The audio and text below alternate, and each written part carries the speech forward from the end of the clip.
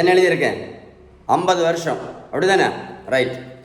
நீங்கள் சாப்பிட்டுட்டு இருக்கக்கூடிய சுகர் மாத்திரை, ப்ரெஷர் மாத்திரை, கொலஸ்ட்ரால் மாத்திரை, இன்சுலின், இதெல்லாம் நீங்கள் நிரந்தரமாக நடத்தணும் அப்படின்னா மருத்துவத்தோட ஸ்டாண்டர்ட் புத்தகம் ஹாரிசன் என்ன சொல்லுதுன்னா, நீங்கள் ட்ரீட்மெண்ட் ஒரே ஒரு வழி தான், பேலன்ஸ் டயட் மட்டும்தான். நீங்கள் பேலன்ஸ் டயட் கடைபிடிக்கல அப்படின்னா இன்னும் 50 வருஷம் இதே மாத்திரையும் இதே இன்சுலினும் நீங்கள் சாப்பிட்டுட்டே இருக்க வேண்டியதுதான்.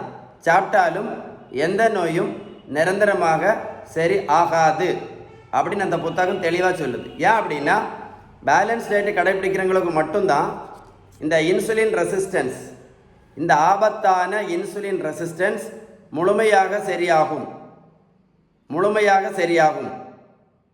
முழுமையாக சரியாகணும்னா ஒரே ஒரு வழி தான், பேலன்ஸ் டயட்டு மட்டும்தான்.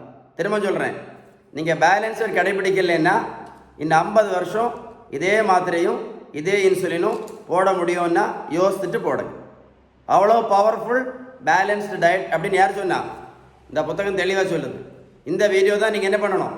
லைக் பண்ணி ஷேர் பண்ண வேண்டிய வீடியோ. இந்த வீடியோ தான் நீங்கள் ஷேர் பண்ண வேண்டிய வீடியோ. ஷேர் பண்ணிங்கன்னா இந்த உலகத்தில் இருக்கக்கூடிய நிறைய பேருக்கு யூஸ்ஃபுல்லாக இருக்கும்.